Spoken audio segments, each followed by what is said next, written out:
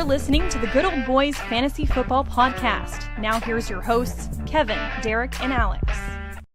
All righty, welcome, and ladies and gentlemen, to another episode of the Good Old Boys Fantasy Football Podcast. I am Derek, and joined as always by your co-host, Kevin. Kevin, how are we doing tonight? Doing good, man. It is finals week, right? We prepared. We dealt with a litany of injuries and all sorts of just random chaos this season. And congratulations to those of you who are in the championships of your fantasy football leagues. You done good, right? Now it's you got one game, right? You were going for the most points possible this one game to try and get your name etched in your league's history. So Merry Christmas, because I'm not going to talk to you guys before then, but most importantly, congratulations. Yep, that is very true. We've got a good show here, right? Coming up here. Still a little bitter about the home league, right? Like, managed to the injury riddled season did not disappoint me here in week 16. Had a couple of other guys leave early due to injury, and yeah, I firmly believe that had I gotten full games out of either one of those guys, I would have been playing here in week 17 for the ship. But it is what it is, and now we're on to the beach vacation for my fantasy, my fantasy beach vacation as well. So right, we're off to fantasy Cancun, right? Right, that's right. So, anyway, but we've got some good matchups here, right, in week 17, and it is championship week out there for most. Kind of quick programming note: the Friday show this Friday will be the last Friday show, right? With week 17. For those of you that play week 18 championships, take a vote, move it up to week 17. Well, you don't have to deal with some of the foolishness that goes on with week 18 championships and having to get whoever decides to show up in the stadium to play that day. So this year might be the anomaly to that. Like that is the standard, and you are absolutely correct. So please do not feel like I'm taking the opposite side of that stance. I'm simply saying this year might be the anomaly because there are still 6 AFC teams that could be the number 1 overall seed. Yeah. And I believe 4 NFC teams that could be the number 1 overall seed this year. Like, it is crazy coming down to the last 2 weeks. So many teams might be spared this season by having a week 18 fantasy championship. But however, asterisks, that is not the norm. Normally, your top performers get pulled early. They get a DNP, all the sorts of things, especially if seeding is already determined and the game is relatively useless as far as playoff seeding goes and what it determines. So we shall see how that goes. But for week 18, understand what their incentives are in their contract. Right. If you can pair that up, right, it helps with fantasy roster management and also helps if you're spending a little bit of side money on endeavors. If you understand what incentives players have, you're able to kind of place some prop bets, over unders if you shall. So that way they can hit said bonuses in their contracts. Right. Those are the fun ones too, right? When you're rooting for the outcome because they get paid, you get paid kind of thing. Those are the funnest ones to hit, and especially the best part about week 18. Right. Best part. Yes. Wholeheartedly agree. So week 17, there are several games on Thursday. Do not forget to set lineups for those of you playing in the championships. So one of those that it's you're gonna have to be a little bit on it on this one, right? Like this one's almost very similar to kind of Thanksgiving week here and how that kind of works, where you've got a bunch of games that are scheduled up here that are going to kick off on Thursday. You have a bunch more as they start playing out here throughout the week. So it's not going to be the you gotta play one, and then that's kind of it. You've got 3 on Thursday, 2 on Saturday, and the rest of those, except for the Monday game, on Sunday. So if you kind of wait until Sunday to tune in and try and set a lineup, you've got 5 games already decided there, and a little bit of a tougher road to hoe. So just make sure you're looking at it. Get this set early. Is this the NFL being greedy? Or let me rephrase. The NFL and college football do have an agreement. That's why we don't see NFL on Saturdays until after week 15, basically, right? When the regular season or championship week for college football ends, you start to see some of these Saturday games. Typically, historically, Christmas Day is an NBA day, right? The NBA plays games from basically 9 in the morning until 1 p.m. because they have 5 or 6 games spread out all throughout the day. It's a big holiday. This year's a little weird because it falls on a Thursday. Thursday is a traditional NFL day, although outside of Thanksgiving, they only have the one night game. So the NFL, and did the NFL get greedy by putting 3 games on a Thursday like they do for Thanksgiving, as opposed to their standard night game, which is on Netflix? So y'all beware. The Thursday night game, Chiefs Broncos, is on Netflix. So Actually, that is a few of those games, I believe, are all broadcasting on Netflix. Are they all on there? I believe so.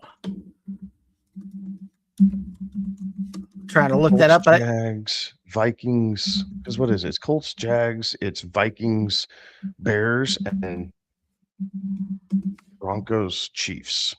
I believe are the 3 games. Exclusive streaming on Netflix and Amazon. So the Thursday, the Thursday game will be on the Thursday night game, Broncos and Chiefs. That'll be on Prime, but the rest of those, the other 2 are on Netflix. Lovely. So there was a few players that came out as well that I say few. There's one that I saw that wasn't overly happy about the way the schedule shook out there. Penei Sewell came out, and the Lions had to play both on Thanksgiving and on Christmas Day. Same thing with the Cowboys. They're having to do both as well. So one of those that Penei Sewell came out and was less than excited about having to spend both holidays suiting up and playing, and especially with the Lions being away on the Christmas Day game. Well, they were home for Thanksgiving. Right. But I don't know. And I don't disagree with that, right? Like, so the Lions and Cowboys in general, we understand that the Thursday night's pretty traditional, and they normally play 2 Thursday night games. Most other teams only play 1. They play 2 because they get the Thanksgiving game, and then normally one or both of them play that Thursday after. And they do try and make it both of them. If they're playing each other in the schedule, they do try and give both those teams, or whichever one of those teams is on Thanksgiving, they will play another one of the 5 teams that played, right? So they do that. But to play that and then play the Thursday after, and it's a full week, but it's still, you don't get that mini bye that everyone talks about. Right. And then they get their 10 days off. And then you turn around and do another short week, the week of Christmas. Like, as a human being, I would be frustrated about that also, regardless of what my salary is. Mm-hmm. Regardless of what my salary is. This is just the human aspect. I can't say that I disagree with the guy. No. Like, it's the NFL. Again, that's why I asked the question. Is the NFL getting greedy? Same thing with the Saturday games. We have playoffs. We have college football playoffs. Well, I had that last week too, right? Like that was the thing that I was not, last Saturday I sat on that. I want to watch the playoffs. I want to watch the bowl games more so than tune into NFL games. But playing, you got to kind of make that choice. Much for those bowl games, though. Well, if you decide to watch the NFL, you didn't miss much for those bowl games, because I'm about to jump on my soapbox. But last week showed why the G5 or whatever they're calling that group, the rest of five, whatever, need The their group own of five, tournament. yeah. Get them out. They have no business there. None. And anybody who says that they had a chance to win is lying to themselves and doesn't understand football. There was a 0.0% chance that JMU or Tulane was going to win that game. And we saw that from beginning of season to end of season, Tulane improved by 3 points. Or was it 4 points? Either way, it was still a mud stomping. But it was still, it was absolutely terrible.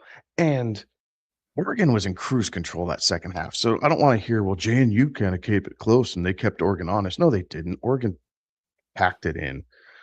They were saving players. They were playing not to get injured, get out with the win. Get ready for next week.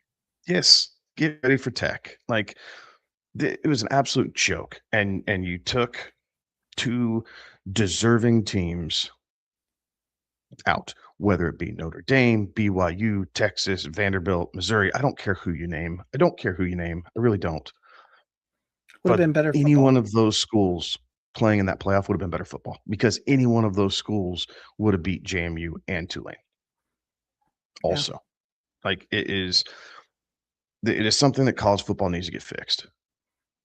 Like, stop handing out trophies. You get to hand out NIL deals. The players play for money now. So now let's treat it like it needs to be treated and run a true playoff. Right. Those kids don't like it. I'm sorry. Play in your own tournament. Go to D2. Play in the playoffs with, North Dakota and South Dakota State. Like, I just terrible football. It was so terrible. Like, and it was a bummer because realistically, that Oklahoma-Alabama game should not have been the first game on TV, but they put it the first game on TV because it was the one that the main network had, as opposed to the other games being on TNT or HBO Max or True TV or whatever crappy station they put it on. And they put them on those night games because they knew they'd be competing with the NFL. And so they put the lesser games at night so it wouldn't hurt them as much. Yeah. So I have a whole, and I will stop because it's annoying. And I feel really passionate about this, and I'm trying so hard to keep this family friendly. But it was a travesty, and it was straight garbage what got put on TV. Yeah. There's a lot of things that need to be fixed there, and I just don't know what the answer is, and it seems very much that the powers that be are very vested in the way that things are, and so it'll be interesting to see how things potentially kind of work out here moving forward on that. But yeah, something needs to be done, right? So it's like a mom and pop boutique store, okay? Wants to go, they want the same treatment as Walmart. Right. Right? It is. It's Derek's Clothes for Less wants the same treatment as Walmart.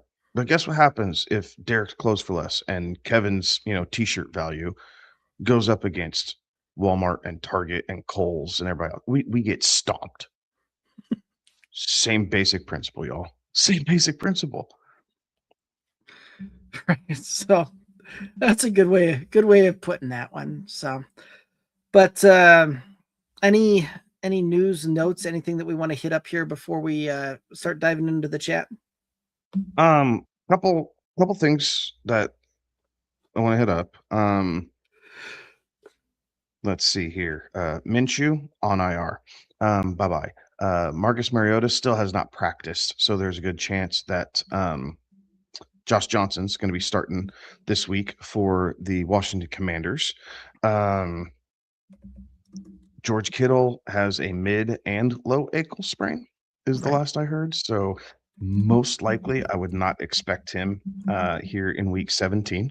DK Metcalf has been suspended 2 games, so he is rip for the season. You just can leave him on the bench or drop him if you don't have keepers or whatever, because DK Metcalf is not going to be around. for the remaining of your fantasy playoffs. We're waiting to see what happens with concussion protocol for Travion Henderson. We'll see if Rashee Rice comes back. Who else? I think those are the major ones. Yeah, I believe so. Those are the major ones. Now, obviously, we'll get more info as the week progresses and we start seeing more, practice reports kind of come out there. But yeah, it'll be certainly some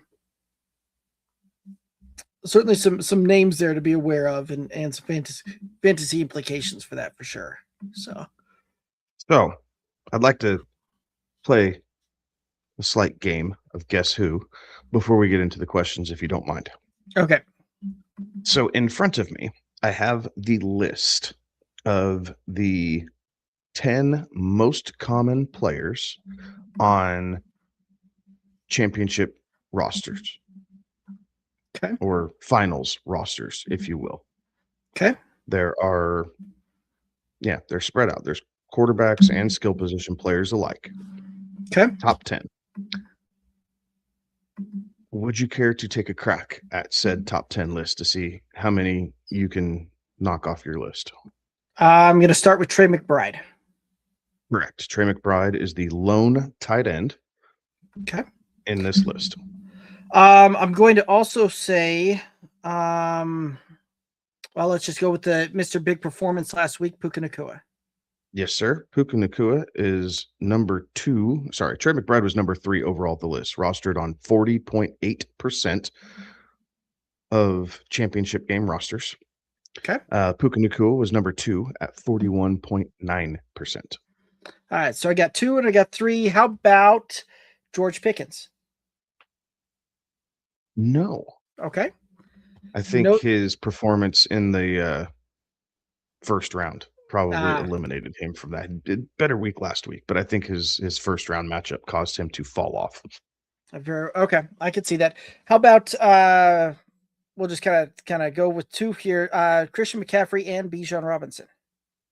Christian McCaffrey is number 7. Okay. Surprisingly, 31.9. I thought he'd be a little higher up the list. Okay. Bijan Robinson is not listed. Oh, okay. So we got. How about a hint of how many kind of a break? Well, that might give it away too much. How many quarterbacks are on that list? There are 2. One I expect you to get, and the other I do not.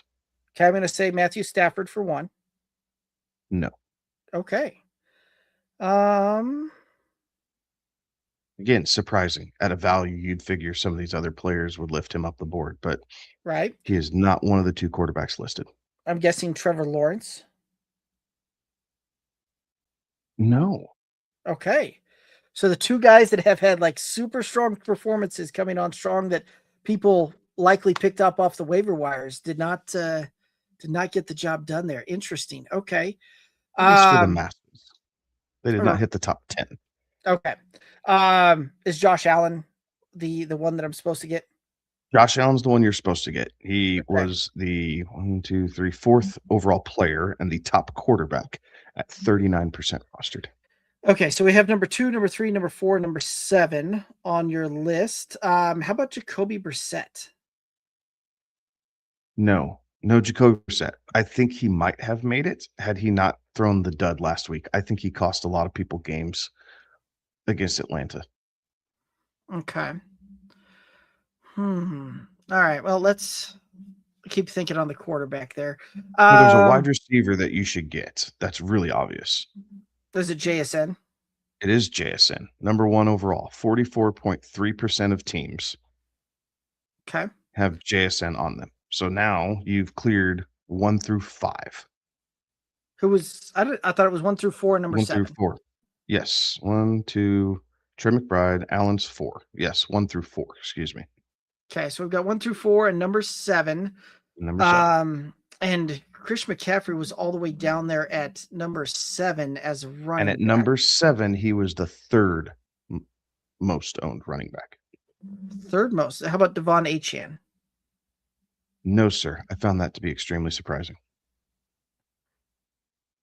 How about Jonathan Taylor and Jahmyr Gibbs? Yes. Gibbs is 5, Taylor 6. 37.1 for Gibbs and 32.7 for Taylor. Okay. So now you are down to 8, 9, and 10. One receiver, one running back, one quarterback. And I got number 5 as well? Yep. That was Gibbs. Okay. So Gibbs was 5, Taylor was 6. 1 through 7, number 8, 9, and 10, with one running back, one wide receiver, and one quarterback left. Okay. Travis Etienne. No, sir.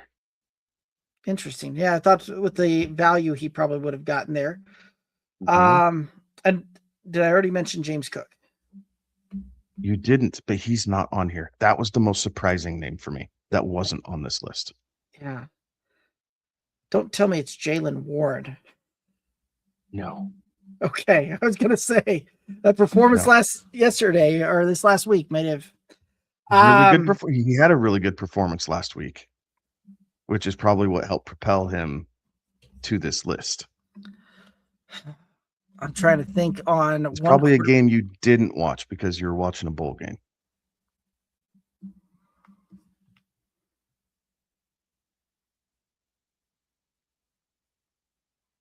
Now I can't even think of that. I'm at a loss here. Saquon Barkley. Oh, okay. Yep. 29.8% of rosters. And he did. He had a really good game against Washington at the perfect time. Yeah. The perfect time. Yep. So you have one wide receiver left who I think overall would make sense. And the quarterback who, given his season, blows my mind how he's on this list. Oh, okay. So we probably had somebody that was very up and down.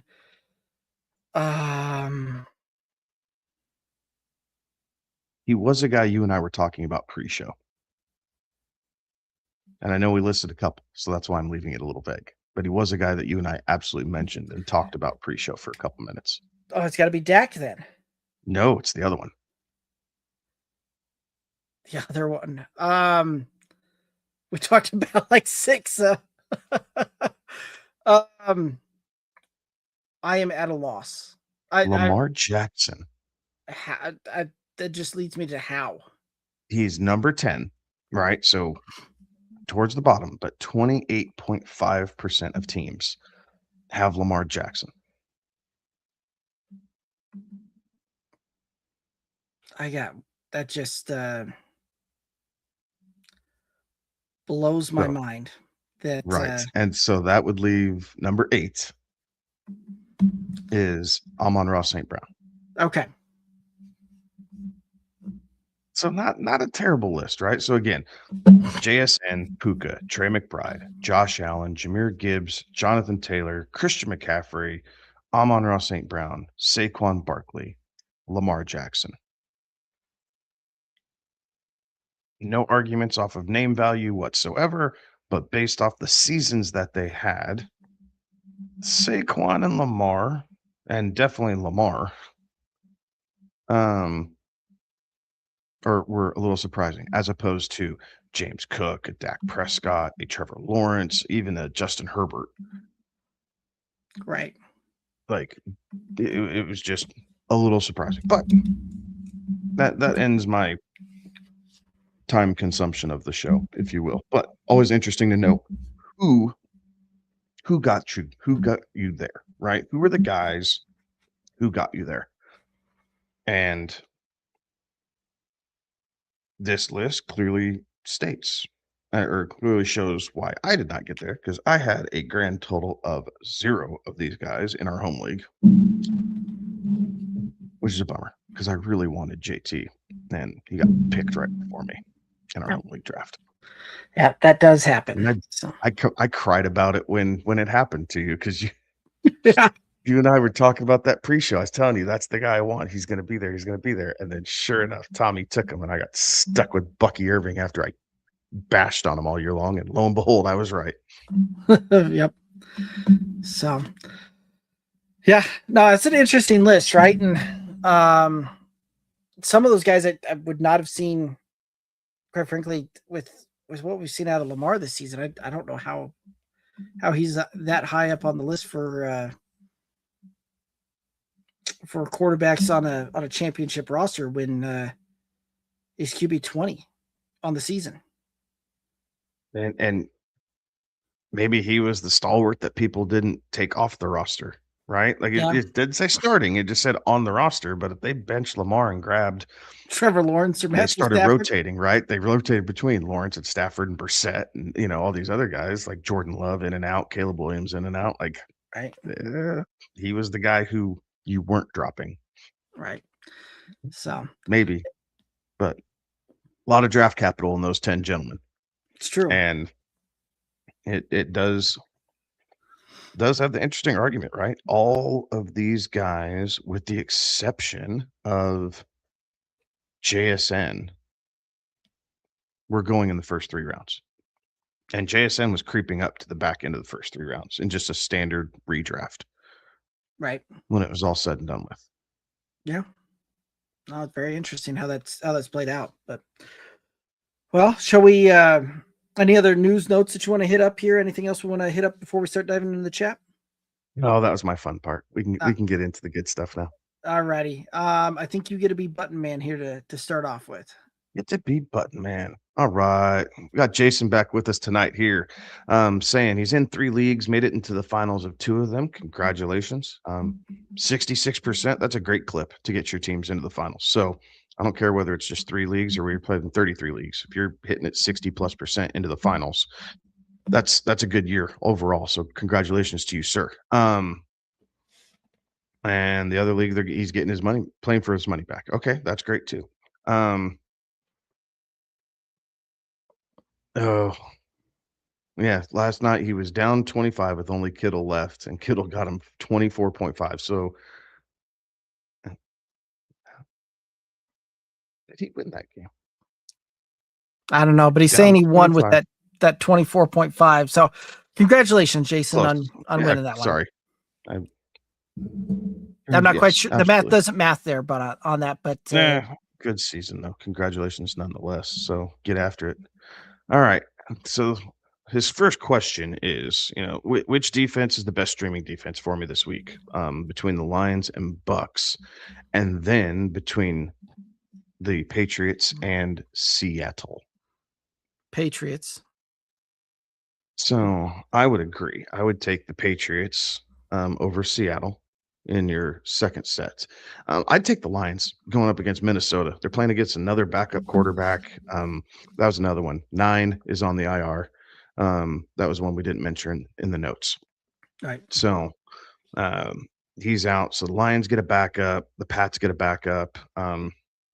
They're both on the road, but I don't care this week. You're playing them. So Lions and Patriots would be the 2 that I would suggest. And the good news is Minnesota may not have any running backs to run out there either, right? Jordan Mason kind of questionable here for practice. Aaron Jones kind of questionable here for practice as well. They don't have a Jaylen Warren and or Kenneth Gainwell to just let them run all over them and all game long. So that's a plus there. But yeah, I would go with the Patriots and the Lions as well in that scenario. All right. Little kicker talk. This might be one of the first times all season long. Cameron Dicker and Kaimi Fairbairn were the kickers last week for him. He said both elite options still. They're 3 and 4 on the year. I would tell you that I like Fairbairn this week going up against the Chargers at SoFi. At SoFi. Honestly, I don't mind Cameron Dicker running it back. It's going to be tough, right? Houston's defense has kind of been a little sloppier this week, or last couple weeks. So maybe it gives me a little bit of good fortune towards Cameron Dicker being able to play that. But I do like both of those matchups. They're playing in a dome. They're going head to head with each other. I would go Fairbairn first and then Cameron Dicker if I needed to rank them. But if your league, if you're playing 2 kickers for whatever reason, then both of those are, yes, still elite options. Yeah.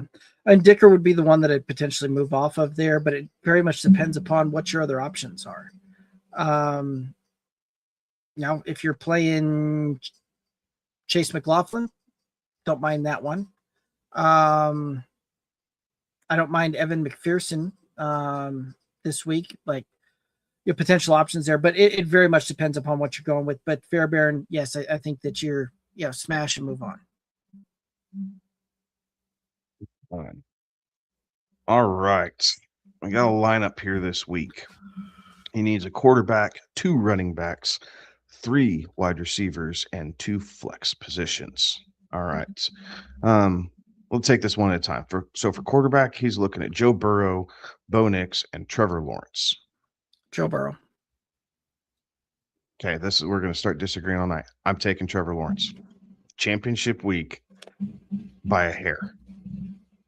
The game's at Indianapolis, which I like. I like being in the dome, and the fact that elements are not going to constrict what's going on. And right now, this Jags offense is really, really good, and they're being hyper efficient. Joe Burrow absolutely has the arm strength, playing at home in Cincinnati, but take the elements out. And typically, we like home teams. This week for me is slightly different because I want the road team. I want the team that's had to be focused all week long, and they didn't really get Christmas off because they were traveling. Sometimes the home team will come in after Christmas and they're just a little lethargic. They got the extra time with friends and family. They got to kind of have some of their normal routine, but it's a holiday week, so it's not really normal. Like, I know these are weird things to think about, but for this week in particular, I think Trevor Lawrence might be the hottest quarterback of the 3, and he's playing in a dome where I don't have to worry about weather, and he's fighting for a potential number 1 overall seed for the Jacksonville Jaguars. Pinch me. I never thought I'd say that. So a lot of things on the line here. I know it's scary. Burrow is an understandable pivot if you don't want to trust Trevor Lawrence. But if I'm ranking these guys, I'm going to tell you Trevor's ahead of Burrow this week for me. You may have moved me off of my thought there. Right, because Joe Burrow's out there just trying to play and have some fun and get his guys the bonuses on contracts, right? Like, there's a lot to that, and that's a lot of some of the things we talk about. Guys that are playing for incentives and guys that are playing for their guys to get their incentives. So I do think, and the matchup against Arizona is very, very juicy. Yes, this it is. week. Yes, it is. But I say all of that to then, right? Like, while you were talking, I went and also was doing a little bit of looking up into that one because you got me thinking on this one. As it turns out, Trevor Lawrence has actually been insanely good for fantasy football. This, when you kind of factor in weeks 5 through 16, which is a large stretch. The only quarterback scoring more fantasy points than Trevor Lawrence in that times period is Josh Allen, and he scored 2.1 points during that 11-week span. Like, it's a difference of 0.2 points per game type of thing. Like, that's insane. So I think you've talked me into it. I think I'm going to switch up, and I'm going to call the Trevor Lawrence side of things as well and take the hot hand there. But that being said, I think Trevor Lawrence will have I still think Joe Burrow will have a very good game. I just think that you're kind of looking through that. I think you're right. I think Trevor Lawrence may have a little bit better game. Fair enough. All right, so moving on to the running backs. Marion Hampton, Rico Dowdle, Tony Pollard, Audric Estime, and Chris Rodriguez. We need 2 running backs out of this group. I think I'm a hard pass on Estime. Fact. And Tony Pollard's been hot lately. Marion Hampton, I think, is a guy, even playing in that tougher matchup. I think that's my guy that I'm gonna roll out there with.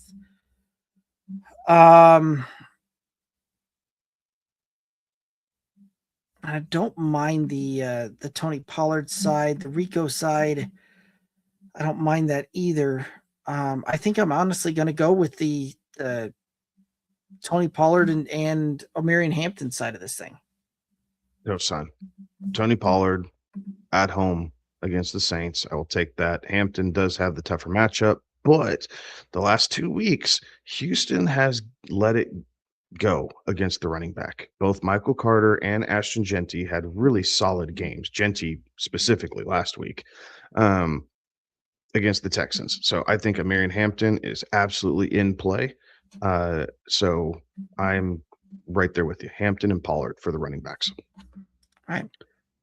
And then wide receiver, Puka, Nico Collins, Tedero McMillan, Wandell Robinson, and Khalil Shakir. Puka's a must go. And then I think I probably lean Tet. Need 3. And I need 3. The name power is with Nico, but the Texans have not been delivering the ball that way. Like they just haven't, which makes me almost go off of him to look at like a Wandell Robinson. But in this scenario, right? Like I think I still want to go with my guys that have the potential higher ceiling on that. Nico is going to have a higher ceiling than a Wandell will. So I think I'm going to end up going with Puka, Tet, and quite frankly, Nico Collins. If he gets me wide receiver 3 production out of that, I'm okay with that one, because I think Puka and Tet will carry the day for you. Yeah, cosign. Puka, Nico, Tet for the 3 wide receiver positions. I'm perfectly happy starting Wandell Robinson in one of your flex spots as we kind of transition over to that. I think Wandell Robinson is a lock for one of those flex spots. Would you agree with that? Yeah, I would go with Wandell as well in that flex. And Okay. I think for the other one, I lean into the Rico side. The Rico's, this is where I'm struggling, because it's been rough. Seattle's done a pretty good job against the run. So Rico, the name power and the overall season, I think gets me there over Estime Rodriguez and Shakir. I think that's just kind of where I'm leaning. Like, I just don't think Khalil Shakir is going to get you the floor that you're going to be comfortable with. Right. Yeah, I think I'm going to go with Rico because he gets me a safe floor, and out of my flex and my last flex position, that's kind of what I want is somebody that's going to go out there and not give me a goose egg, get me a pretty safe floor on that. And I'm going to really let the rest of my roster try and shine on that one and bring home the ship there. Right. Like, so I don't feel great about it, but I think that's the best option. I agree. So recap. Trevor Lawrence, then Joe Burrow, then Bo Nix at quarterback. Your 2 starting running backs, Omarion Hampton and Tony Pollard. Your 3 starting wide receivers, Puka, Nico, and Tedero McMillan. And then your 2 flex spots would be Wandell Robinson and Rico Dowdle. Yep. I like Best of luck. Best start this week. Tyler Warren, Jake Tongs, if Kittle's out, AJ Barner, Taysom Hill, Dalton Schultz. Man. And I don't feel great about the options, but out of those options, I'm still rolling Schultz, even if you are starting Nico.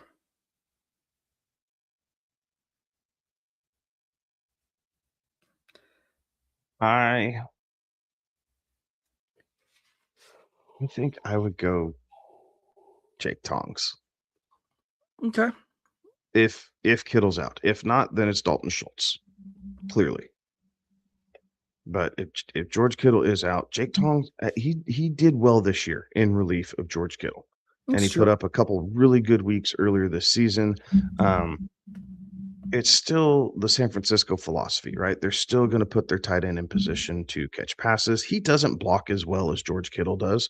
So honestly, he's probably going to get put into more routes. in similar fashion. So I would lean Tongs by a hair. And then after Schultz, then I'd put Tyler Warren. Okay. Then AJ Barner's kind of a high upside, really low floor play. Taysom Hill, no, thank you. You have much better options. I wouldn't even consider Taysom Hill. Facts. So, all right. Other roster setup. All right, we're gonna get through this a little bit quicker. All right, quarterback, 2 running backs, 3 wide receivers, excuse me, and 2 flex positions again. All right. Quarterbacks, Burrow or Brissett? Ready, go. Burrow. It's Burrow. Burrow. I completely agree with Easy. that. Yeah.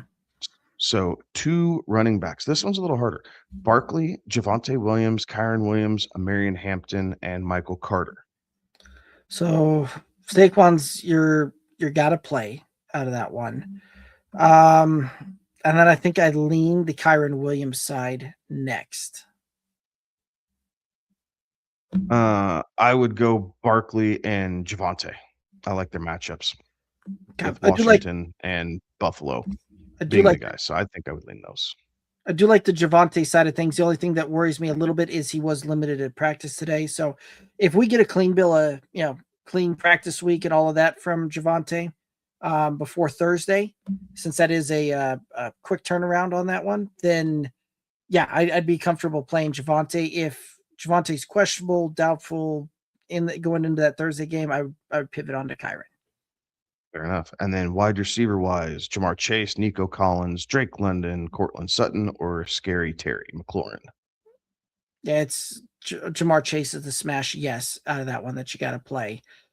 I kind of like the Sutton side of things, right? He and Bo Nix are starting to connect here, bring things through. So I do like that one. And as much as I would say Drake London, the Rams have been tougher on defense. Tough opponent on defense. So I think I probably lean the Nico side on that, but I don't feel good about it.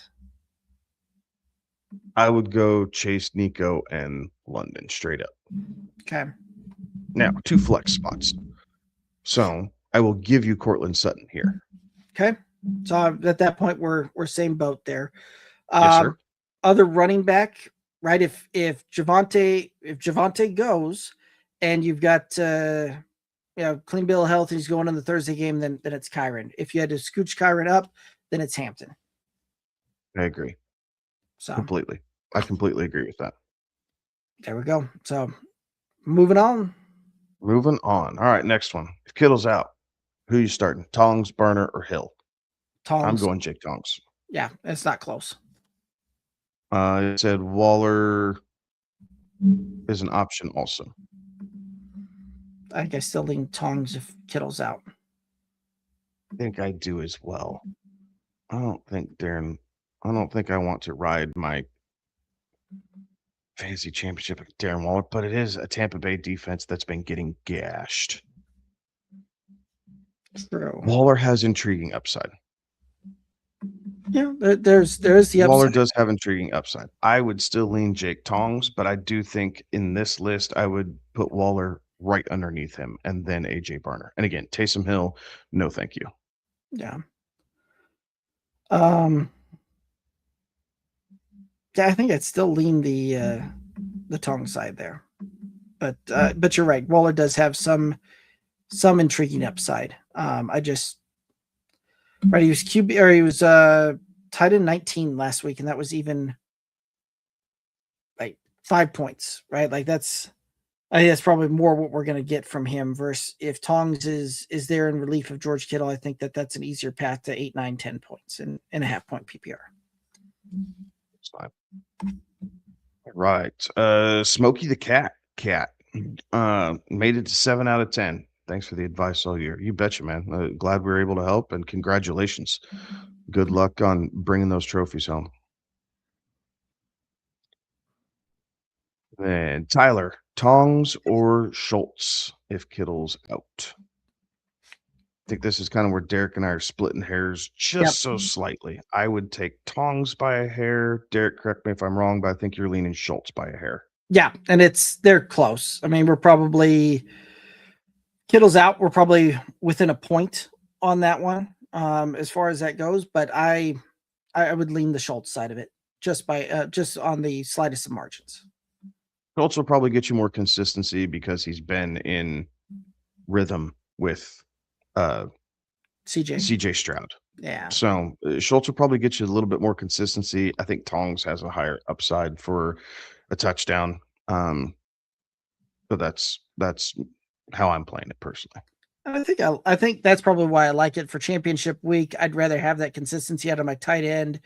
Yeah, go out there and get me a very consistent, 7-8 points type of thing, and then be able to have that kind of baked in and know what I've got to do with the rest of my roster as I prepare for that. So versus kind of that Tongs is a little bit more of a wild card.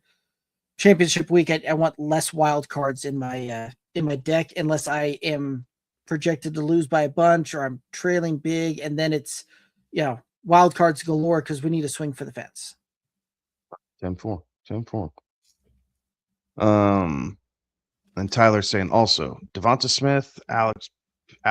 It's not Alex, it's Alec Pierce, Luther Burden, Jaden Reed, or Dobbs. He has in the next one. So Devontae, Alec Pierce, Luther Burden, Jalen Reed. If you're only going one, I'm gonna lean Devonta Smith. So will I. I think he's got probably the best route to get into top 24 for the week.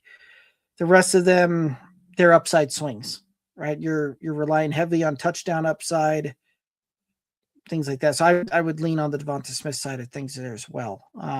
Hopefully that's for a flex type of play and not looking to have to go wide receiver 2 on that. I think so. If you had to pick a second one, do you have a favorite in that group? I think at that point, I probably lean the Alec Pierce side of it just off of what we saw last night. Yeah, because there's a good chance that the Colts are down in this game and having to throw, and we see Phillip Rivers continue to knock the dust off. And yeah, he and Alec Pierce had a good connection last night. So he seems to have a good rapport with him already, which right. Veteran quarterback, you do expect some of that, but after 5 years, it was crazy to see how on the same page the two of them appeared. Right. So I'd agree with that. I'd go Smith and then Pierce, and then and then you were praying. It's just woof. Yeah. It's then woof. You're praying. I mean, at that All point, right. if I had to pick a third, I think it might be Jaden Reed, but that's if Romeo Dobbs misses. I think my third would be Dobbs, only for the touchdown upside. Fair enough.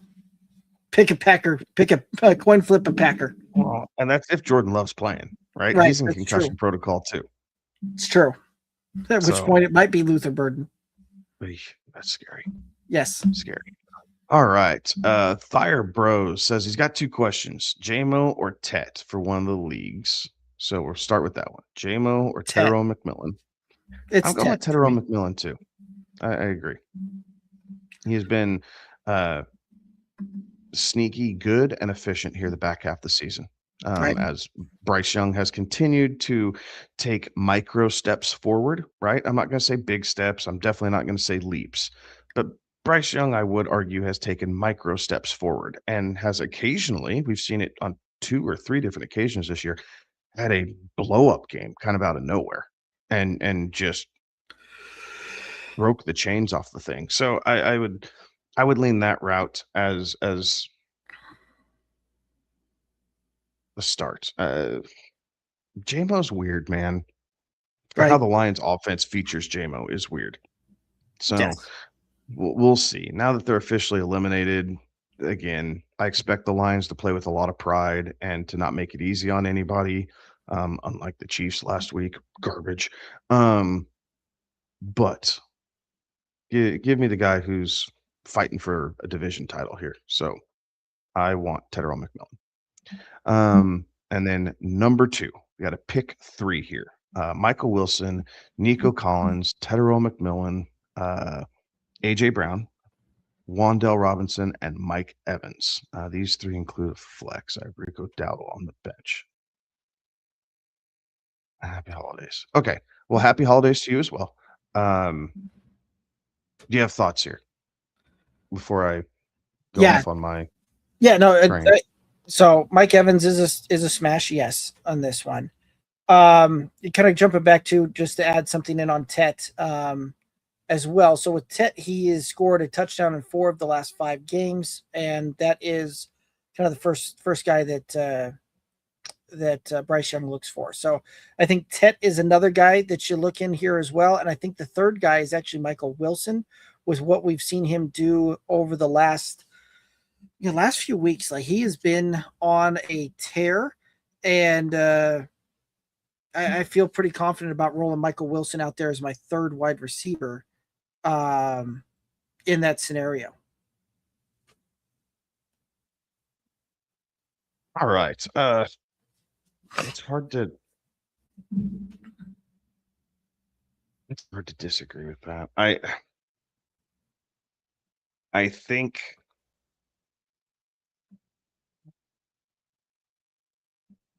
again, I think I'm going to be looking at location just as much as anything else, personally. AJ Brown,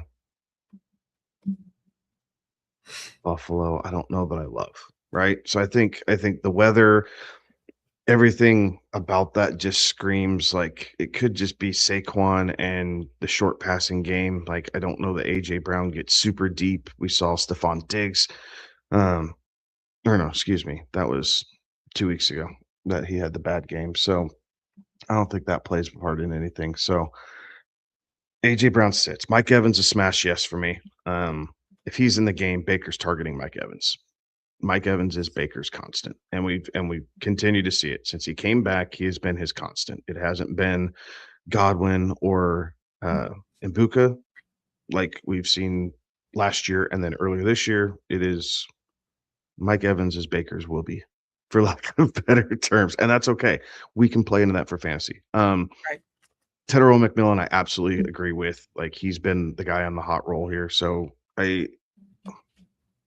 and then Michael Wilson or Nico Collins. This is the one that I am absolutely torn on, because my gut says it's probably Michael Wilson, probably. But my heart says, man, I love Nico Collins, and it's got to be him, right? Like, it's just got to be him. But I think with Nico, much to Derek's point earlier, Nico has been getting there off of like 4 or 5 grabs for like 75 yards and a touchdown. That's how Nico's been getting. It's not that he's getting 8 catches and 100 yards and maybe he gets in the end zone or not, but the volume gets you. He's been pretty touchdown dependent for an elite wide receiver here Right. this season. And Michael Wilson Michael Wilson's been a volume target. 15 targets. Yeah. Yeah. He's been a volume target. So if you need,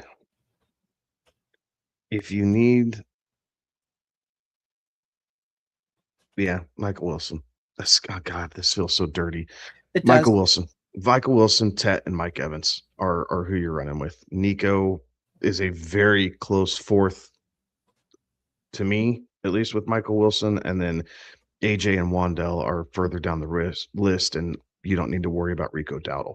Your wide receivers are the right options to go. Right. And so kind of looking back, just the AJ Brown side, like, honestly, when you brought that up, he didn't even enter into my thought earlier, because of the fact that the Bills defense has been very stout against opposing wide receivers, number 1 wide receivers, right? You look at it, Nico Collins, when they went up against him, had 55 yards that game. DK Metcalf had 32 yards, Jamar Chase 44 yards, and Stephon Diggs 26 yards, right? Those are the last 4 wide receiver ones that have gone up against this Buffalo defense. I don't want to be banking on AJ Brown to deliver me 3 for 30 and that's it, right? Like, so Mike Evans certainly my number one on that one. Tet on the heater, 4 out of the last 5 he scored a touchdown on. He's been getting the volume there. Nico was certainly seeing targets this last game, but just didn't connect. Would it surprise you if Houston kind of comes out and this is a lower, grimy, grinded out running type of, well, Houston maybe not running the ball so much, but I think that this is going to be a low scoring, grinded out type of game between the Chargers and Houston. So I think Nico gets taken out of that a little bit. Whereas on the flip side, Michael Wilson and Arizona and the Cincinnati, I don't know that there's going to be any defense at all played in that game, and it wouldn't surprise me if we see both teams end up with 40 plus on the scoreboard. Yeah, I think a 55 total, and I'm still looking at the over between Arizona and Cincinnati. Yeah, it wouldn't surprise me if we have 80 plus total pass attempts in that game. I could very easily see Joe Burrow and Jacoby Brissett both go over 40 pass attempts in that game. Absolutely. So good luck to you. And again, Merry Christmas, Happy Holidays. All right. Caleb Andrew, depends on how you're looking at this. Excuse me. It's got a start sit question here. He lost Devontae Adams and Rashee Rice, so he only has JSN, Mike Evans, and Buka left. Should I play Mac Hollins over Mbuka? He hates the production Mbuka has had. So you need to start 3 receivers, I'm guessing. I think you're going to JSN and Mike Evans are the smashes. Right. I think you're going to hate the production of Mac Hollins even more. I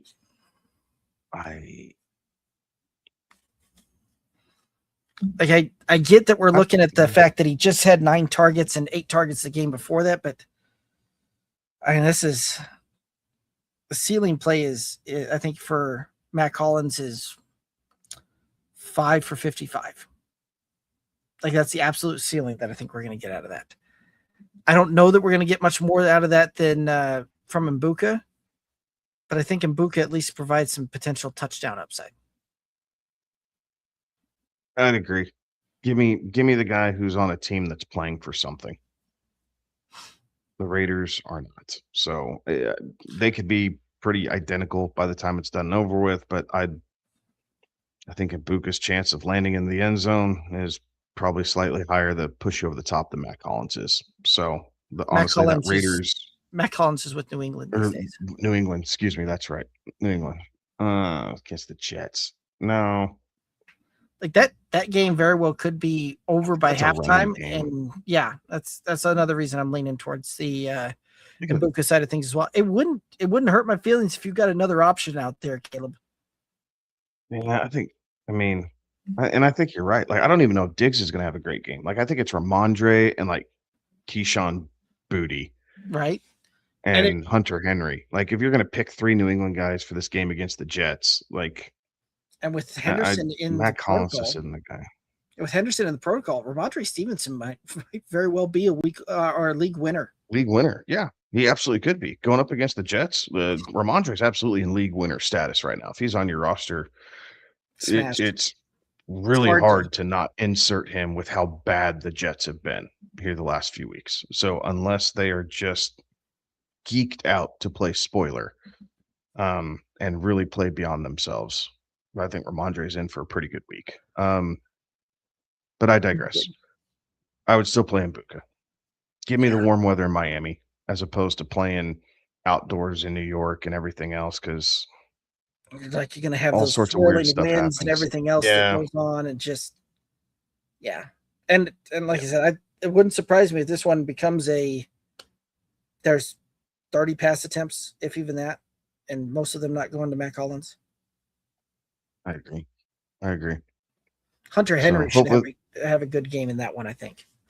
Yeah, I would agree with that also. I'd agree. So hopefully that helps you, Caleb. Michael Rain. Hey, guys, if Woody plays, Would you choose him, Dowdle, or Michael Carter, full point PPR? So I what think do we it's rank? Dowdle. I mean, if he plays, but not necessarily loving the options here. I can't say that I am either. And I don't think I would be leaning to Woody Marks to bring home a fantasy championship. I think it'd be Dowdle and then Right. Michael Carter. Yeah. Again, that game in Cincinnati, I wouldn't hate anybody for playing Carter over Dowdle because the matchup is so much easier. And Carter will And have kind of if 1-2 the punch, not as much of a shared backfield. right. So, and if the weather is really crappy, obviously it's leaning more towards a ground game for most teams, especially I would say a team like Arizona who doesn't have to play a whole lot of crummy out weather games or outdoor games. So Carter, Dowdle, coin flip. I think I talked myself into Michael Carter by a hair, then Dowdle, and then Woody Marks is underneath all that. And Dowdle has that Seattle matchup as well. Seattle's been tough against the run. So yeah, you talked me into it as well. It's Carter, then Dowdle, then Woody for me in that order. All right. Best of luck. All right. Follow-up question. Not much of a choice on the waiver wire. Bear, like the Bears defense? Maybe. Mbuka, Jaden Higgins, Parker. Could try and claim DK. Full point PPR on the defense is Saints or Rams. Okay. I couple different layers to this. I don't know that I hate the Rams, even though it's on the road. Saints are on the road at Tennessee. I am not playing the Bears defense. They've kind of fallen off here. So I think out of this group, I would play the Rams. So defensive wise, that's where I'd be looking at.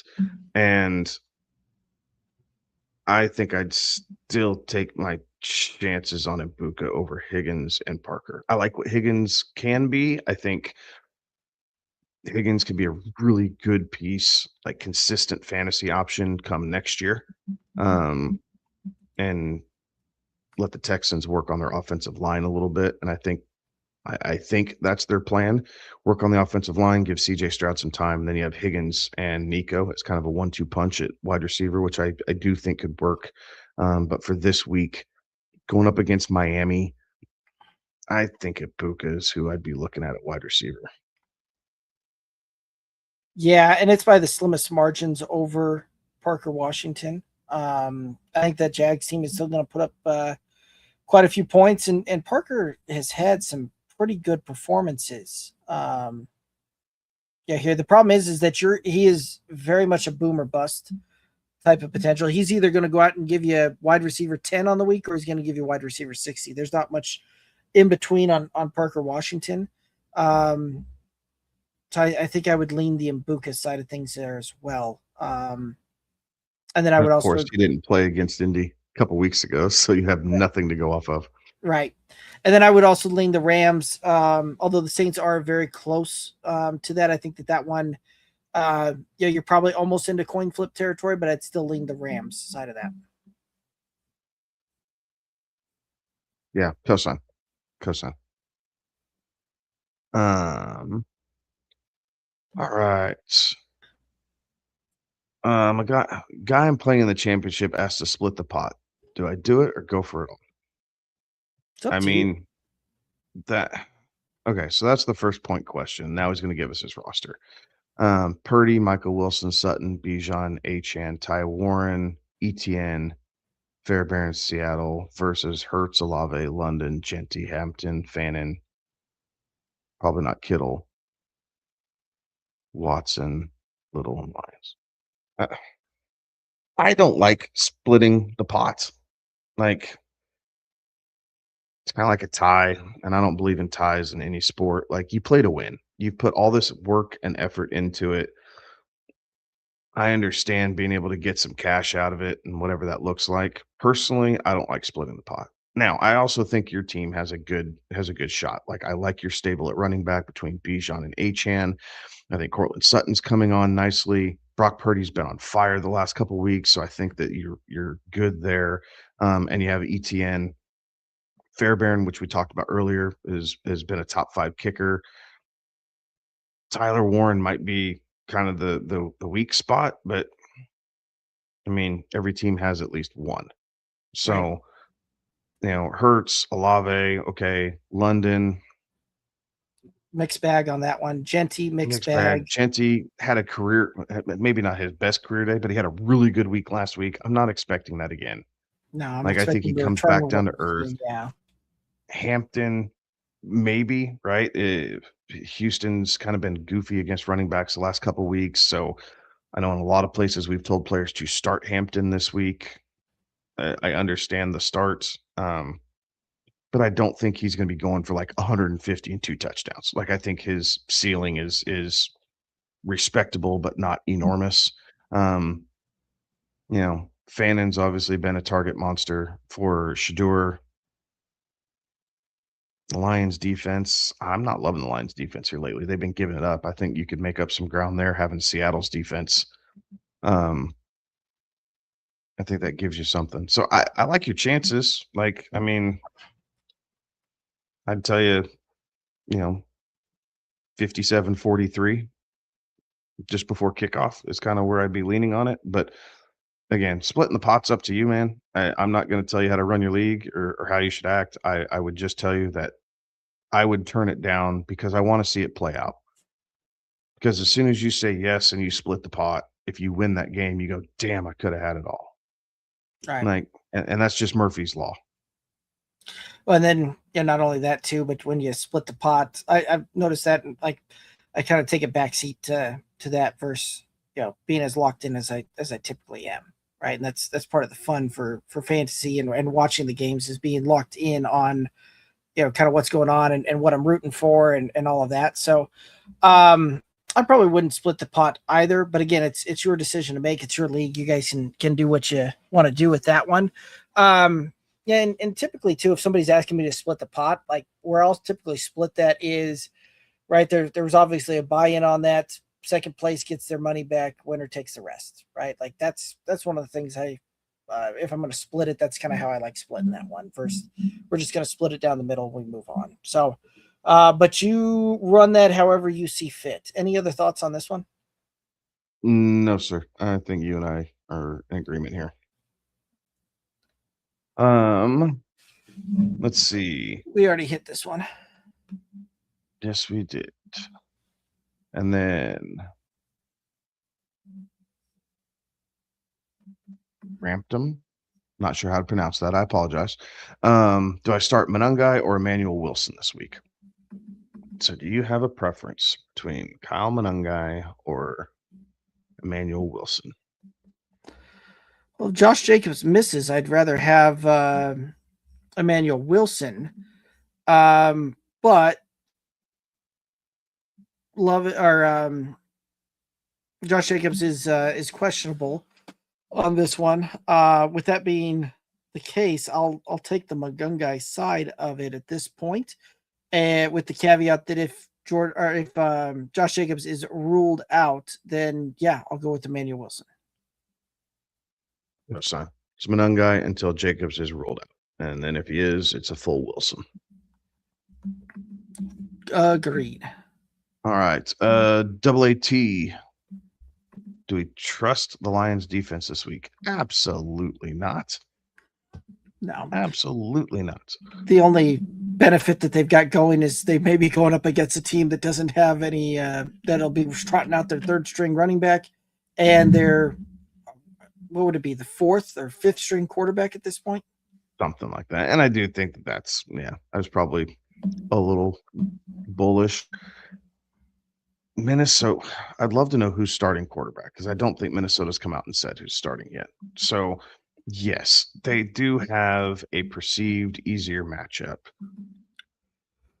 And until this year, we did think Justin Jefferson was quarterback proof until 9 showed us that he's not.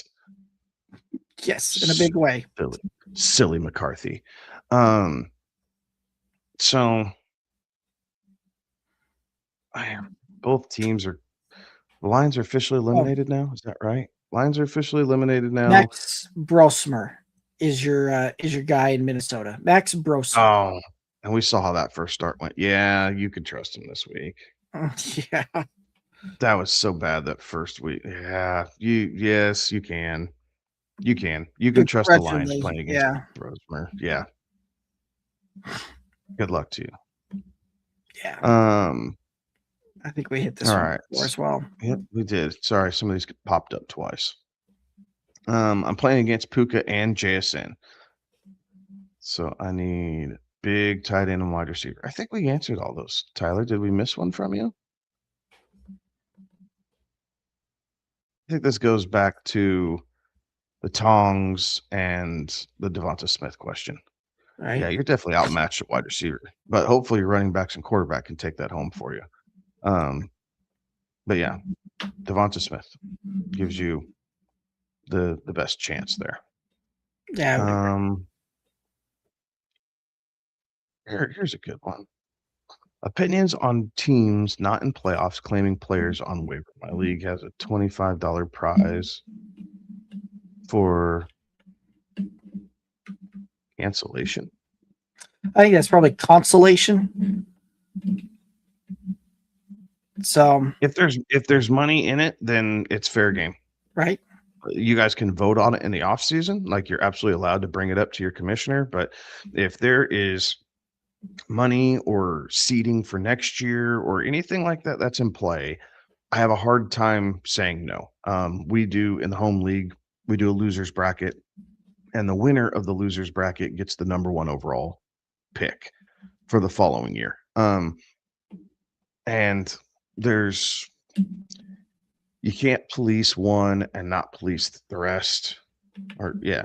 Yes, exactly. Like, you can't police certain teams and then let others kind of do their thing. It's part of it, right? Like, that's something you remember the next season, right? And if positions are flipped, then you're going out and you're trying to screw the guy over, right? It's annoying, but it's no different than teams in the NFL, like trying to sign players off of another team's practice squad, right? And they're forced to either give the player up or you put them onto their active roster. Like, there's gamesmanship that goes along with everything that we do, real life and in fantasy football. So it's the letter of the law versus the spirit of the rule, to kind of put it that way. So I don't love it, but it is well within understandable nature that if there's money for a consolation, they're absolutely going to be trying to grab players. Right. And this goes back into the, collusion type of thing, right? Like, if at that point, right, unless there's like clear cut type of collusion going on there, that that's eliminated from both the consolation and that they're stealing players to try and hose one person or another at the direction of somebody else or something like that. Like, that's the only time that I think that there needs to be something that comes into play there, right? Other than that, my question is, whenever that kind of gets brought up, my question is why would you want your league mates to tune out once they're done, right? There's so much that happens here in these last 3 to 4 weeks of the season that dictate what's going to happen next year, right? Like, a lot of ADP for next year will be determined off of what happens these 3-4 weeks, weeks 14 through 18 in the league, right? So wouldn't you rather have your league stay tuned in and locked into things and playing through these things instead of, tuning out, and now you've got, a different level of competition than you've got next year, right? Like, part of the fun is having that competition and having that go through. So I'm a bigger fan when teams are locked in and playing throughout it, instead of, they get in the second that they're eliminated from the winner's side of the playoff bracket, they throw their sucker in the dirt and pull a Notre Dame. Like, that's where my thoughts are, right? You want people to to finish out the season, play it through. And if that means that they're picking up players on the waiver wire, all of that, it's no different than the rest of the season. You had to compete against them to pick up players anyway, right? Like it's all part of the game. Yep. Michael come back saying you guys are awesome and they appreciate everything. And then he says that he thinks it's weird people are actually asking if they should start Barkley, Jamar Chase, Puka, that type of thing. I guess for our side of things, it's always helpful to understand the roster that you're dealing with, right? Because in a vacuum, one decision could look much better than another, just in a very small vacuum. But understanding the construct of your roster, how it's built, seeing the strength and weakness of that roster, it helps us to be able to at least give a well-rounded thought around what we would do if we were playing for your team, or playing as the manager of your team. So yes, it is kind of seeing the names come out there, but at the same time, a couple questions up the board, and heck, it might have even been yours, right? We were talking about Nico Collins or Michael Wilson. Name value alone, you'd be saying, you're crazy. You're starting Nico. Right. Well, the name value there, but we say this a lot in the offseason before the drafts, is take away the names and just look at the production. Michael Wilson's been on a pretty good tear and has been carrying it with volume. Nico has been playing a lot of upside, but it's 4 or 5 for 75 and a touchdown. And then he's really quiet through a lot of the game. They're not hyper targeting him. Like, he's not seeing 12, 13, 14 targets a game and 8, 9, 10 catches. It's quite frankly half that, because the Houston offensive line is inept. Right. And then Catchable same targets things. are a tough thing there sometimes. Right. And then people struggled with Saquon all year long. Right. So Barkley, in this instance, had a big week last week against Washington, which if he was on your roster, you absolutely needed that. But you struggled to start him all season long because it was just at such a slower clip, and was not you were not rewarded with taking him at the first, second, or overall or third overall position where you had to draft Saquon. Maybe you got him as later as 4th or 5th if you went on an early wide receiver run. But he still didn't live up to it, right? Saquon's been playing more like a running back 2 all year long than he has a RB1. Right.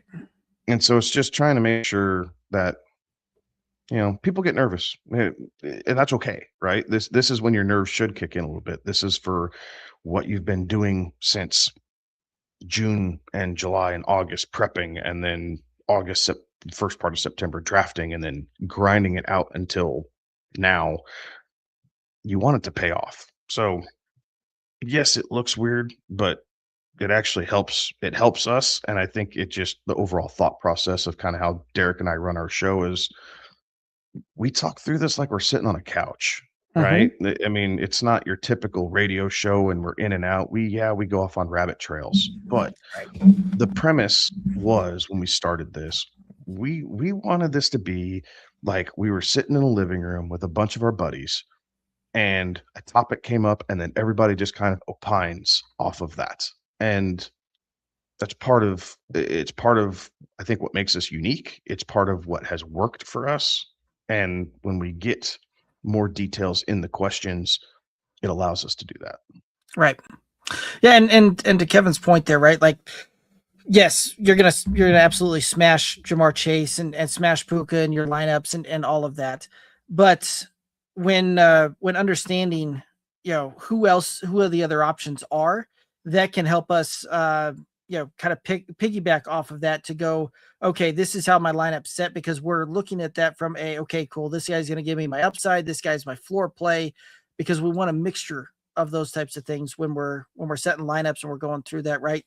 And also, we'll see some folks put their opponent's lineup there too, because again, that's another data point that can go, okay, we're playing from behind here, we need more upside.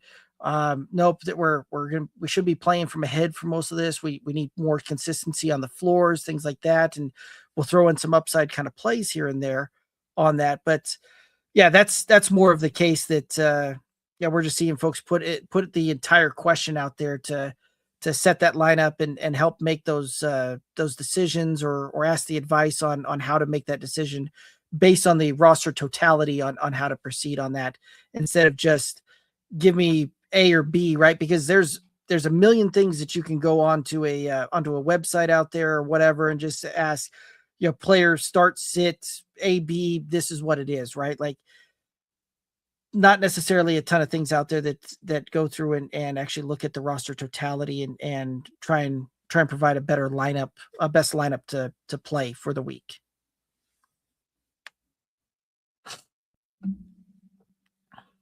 That's fun. Booger. Changing gears slightly. Michael came back and said he believed the Pats signed an RB, which they don't have confidence in Henderson. That'll play. I think they're covering their backsides, right? They're hedging their bets. They want Henderson to come back, but you need to bring a guy in. You need to make sure that he's up to snuff and that you can get him in the room and have a basic concept for, even if it's just a handful of plays, so that way they're executed correctly. Now, if Henderson clears protocol, that gone probably, but that makes sense, right? And that would be my thought there as well, right? Henderson, if he doesn't go, Ramondre Stevenson very well may see 80 to 90% of the snaps in this game. If he does go, right, it'll go back to the timeshare running back by committee that they've been running all season there. But Michael, I do appreciate the kind of the previous comment there as well, and kind of opening up that dialogue and that forum there to kind of go through that in more depth. So good questions and appreciate the chiming in. Jordan's chiming in saying, "What's up, good old boys? Merry Christmas." We're loving Tuesday, man. It's championship week. Merry Christmas to you as well. Hopefully you have found yourself in many fantasy championships, and thanks for tuning in, man. We appreciate it. Right. That's what I'm hoping for. My stocking are cash and trophies in the championship week. Damn Skippy. Nino Pena. I think I'm seeing that right. I shouldn't have taken my glasses off. So they need 2 running backs and 2 flex positions here coming up. So they have Derrick Henry, Travis Etienne, AJ Harvey, Kenneth Walker, JMO, and T. Higgins. 2 running backs and 2 flex spots out of this. Etienne's a smash. I would agree with that. I think Etienne is the smash here going up against Indy. I think can't believe I'm saying this, but I think I like the RJ Harvey side more from a running back too. Harvey gives you more upside than Henry, but I think Henry's floor is safer. Henry's seeing the touches. Right. The fumble thing last week was weird, but again, he was still over 100 yards. Right. Up until he doesn't play like the fourth quarter. Yes. Right. So there's randomly. There is, he doesn't play in the fourth quarter for, after he decimated. Has a good play. Yeah. Yeah. Like, so it was very weird. I don't know what the Ravens are doing. I don't think the Ravens know what they're doing, to be honest. Oh, they're struggle bussing, right? They're struggle bussing. But yeah, I think I like Etienne and Henry here for your 2 running backs. As far as your flex plays go, we have Kenneth Walker at Carolina, RJ Harvey at Kansas City, JMO at Minnesota, and T. Higgins home against Arizona. I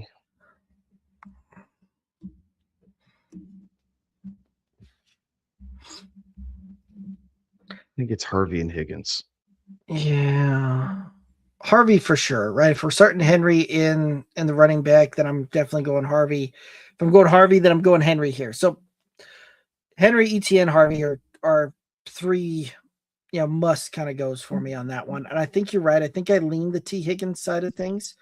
I do like the Kenneth Walker side of that, right? But I do think that we're going to see T. Higgins get another kind of ho-hum decent game out of this one. Yeah. Yeah, I think I'd lean on the T. Higgins side. I just don't want the volatility of Kenneth Walker this week. Which I Going back to I'm just going back to the points, right? Like if we think that 55 is going to be a total that can pretty easily be eclipsed, right. Surely there has to be some for T. Higgins. Yeah. So, Yeah. That's why I'm looking at. That's tough. But yeah, Henry, ETN, Harvey, and Higgins would be the 4 that you're plugging into your lineup this week. I don't feel that fourth one. I'm not. My confidence level isn't at 100 there, but I think Higgins is the best play out of that. Right on. All right. Michael saying thanks again for the explanations. Helps him understand everything better. And he says he gets it. He says we know our stuff, and Merry Christmas and good luck to everyone here. Thank you. Right on. Appreciate it. Please be sure to like and subscribe, as always, to help us out. But yeah, anytime, man. We're here every single Tuesday. We got one more Friday, but we're here every single Tuesday, even through the off season. So as you're getting ready for what 2026 has for you here, tune in and hit us up, man. We'll definitely give you our thoughts and opinions on what's going on around the league. Absolutely.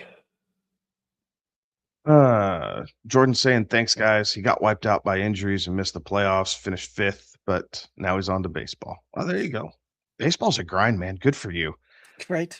Fantasy baseball's a grind, and I have not. I think it's how I saved my marriage. Like, I don't think my wife would do well if I did fantasy baseball and fantasy football. Like, she gives me the fall, and I love her for that. Like, she understands and knows what she married into, but I don't know that I could convince her that, yeah, I need to do this for baseball too. And now I'm April, October doing that. So it does not work for my household. So more power to you, buddy. Best of luck. Go Shohei Ohtani, right? Like that's who you need. Him and Aaron Judge. Like those are the 2 guys you want. Beside that, I'm not a seam head, so I got nothing else. Right. Yeah. We know my thoughts on baseball. It's well established here. 54 games is all the regular season needs to be, and we'll move on, right? So yeah, unless you're the Rockies, just give them 3. No one cares about the rest. Give the Rockies wrong. 3 games. Yeah. All right. Right on. We'll here we go. Yeah, it is a grind. Yeah, so Jordan's saying it's such a grind with multiple teams, but it's so fun. Dude, more power to you. Seriously. Like if you enjoy it, keep at it, man. I can't wrap my head around it. I've tried it a few times and just hard pass for me. Yeah. Right on. At the moment, that takes us to the end of it. So if you guys have any last minute questions, go ahead and hit us up, get them in here. But kind of looking at this mixed slate, this Christmas week slate, are there any couple games that you were going to try and work your holiday schedule around to be able to tune into most, if not all of? Not really. Like not on Thursday anyway, right? Like I'll watch the Broncos and Chiefs because, well, it's the hometown team, right? And rooting to try and do that. But I mean, at this point with the Cowboys, Commanders, the Lions, the Vikings, not really, like, that doesn't hold much staying power in that. And I get when they scheduled these games early on, like they really thought that all of these teams would be playoff contenders or in the hunt, or we're really working for seeding and all of that. And turns out of the 6 teams they scheduled, only one of them is a playoff team, and only one. And outside of that, it's ho-hum, right? And who knows what the Chiefs will do, right? Like there's speculation that this might be Kelsey's last game in Arrowhead, and all of that, remains to be seen, right? There was a lot of speculation kind of coming out and being said there over the next little bit, right? The Texans and the Chargers, I think on Saturday, that's going to be a good game. And that'll be an interesting to watch with lots of playoff implications there. Sunday, I want to watch the Cardinals and the Bengals just for the fireworks. I think that there's going to be points galore, and that's going to be a fun game from an offensive viewing standpoint. Outside of that, there's a whole lot of just kind of ho-hum for me in this schedule. What about you? The one that stands out again, hometown team. Yes, so I'll tune in the Broncos game. I think the Texans Chargers game is interesting because it is potential playoff matchup. So kind of seeing how that looks and how both teams kind of prepare, I think it'll have big time kind of a playoff vibe and atmosphere to that game. So I think that one will be interesting. I think the same thing for the Bears and the Niners. Again, another potential playoff matchup at some point. So that one could be super interesting and at least really competitive with two teams have everything to play for. And the third, as kind of weird as it sounds, is Carolina Seattle, because again these are playoff matchups. Everything else is not. And so I guess if it involves, we're going to take the home team out of it. But outside of that, if it involves like potential playoff matchups, I'm all over it. Like, I want to see how this looks. If it doesn't, like, meh, like I'm not necessarily going out of my way. Packers Ravens could be an interesting football game overall, but on Christmas week, it'll be background noise. If it's on, it'll be background noise. It's not going to be something that I kind of stop what I'm doing and watch that game. So not too many here for Christmas week. Like you said, the way they scheduled it, like you can see what the schedule makers' thoughts were. You understand what they believed when they were doing this, especially for that Thursday slate. Just hadn't come to fruition here. And quite frankly, a lot of games that just don't, quite frankly, amount to a hill of beans. Right. Like Arizona, Cincinnati, okay. Dallas and Washington, blah. Like Tampa Bay, Miami. Maybe for Tampa Bay, they're trying to figure out how to not lose football games down the stretch here. But I guess technically Tampa Bay has not been officially eliminated yet. If they went out and Carolina loses out, you could see them win the division. Same thing with Detroit, right? They're not officially eliminated. They're just right there, right? If Green Bay wins or Detroit loses, the Lions are then officially eliminated. Most of these games going through, you feel like you could pick the winner right away, outside of 3 games. So if there's a confidence pool, I know what I would have as far as like my 1, 2, 3, and 4 as far as least confidence. But then the rest, like Detroit and Minnesota. Does anybody think Detroit's not going to win that game? No. Like the Rams and Atlanta, meh. Like, I don't know. Here's a game we didn't talk about. Potential Super Bowl matchup. I believe it was the teams I told you I would. I think it's the teams that I took preseason. We can go back and look, but I Baltimore think you're right. With Philadelphia and Buffalo. So I guess that would be the game that we didn't specifically mention. Right. That could potentially be a Super Bowl matchup. So yeah, that game should have some intrigue. Also, when is that game played? Is that the Sunday night game? No, it's a Sunday afternoon game. Sunday afternoon game. So they didn't even get a prime time slot for that game. No. Prime time. This is where everything gets screwed up. Right. I'm counting all the games on Christmas as prime time since they're loan in their markets. But right, they San Francisco and Chicago is the Sunday night game. Barf. We would be so much better to see Buffalo and Philly. Rams and Falcons, I would agree with that as well. I'd rather see the Eagles and Bills in that Monday night game than the Rams and Falcons, right? Like that's a matchup there that I just doesn't hold much power on that one. No, we'll see. But yeah, I think that does it for this evening, Derek. We haven't seen anything else come in here. No, I haven't seen anything else come in there. So, certainly appreciate everybody tuning in, chiming in. That's gonna, make sure that you've got everything set and you're keeping an eye out tomorrow and on Thursday before the games for the updated injury reports and what that looks like. Don't forget that you've got games on Saturday as well. And then we'll be back on Friday for the last bet set snap of the season for week 17. But Kevin, any final thoughts out there for the viewers and listeners? Merry Christmas. Good luck. And we will talk to you guys. Oh, hold on. Mid show or mid comment here. Oh, here we go. What do you think the chances are that Kittle plays? I would tell you I think the chances are pretty slim. I would say 25% if I had to put odds on it.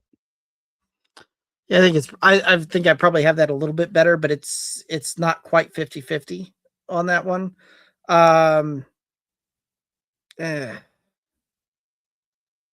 think at this point the Niners are probably more likely to just kind of hold him off and make sure that he's available in 2 weeks.